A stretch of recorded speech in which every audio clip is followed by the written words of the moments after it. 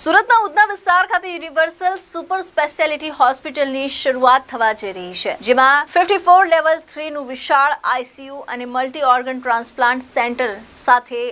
અનેક અદ્યતન સુવિધાઓથી સંકળાયેલી હોસ્પિટલમાં ભારતનું પ્રથમ હૃદય અને ફેફસાના ગંભીર દર્દીઓ માટે સમર્પિત તાઇવાની ECMO એટલે કે કૃત્રિમ હૃદય અને ફેફસા ટ્રીટમેન્ટ સેન્ટર સાથે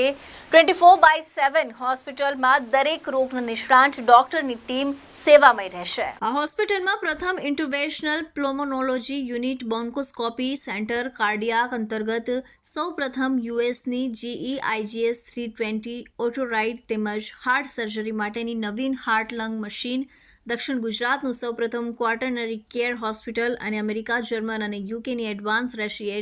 રેડિયેશન ટેકનોલોજીના માધ્યમથી ન્યુરો સર્જરી સેન્ટર એટલે કે મગજ અને કરોડરજ્જુની સર્જરી અને સારવાર માટેનું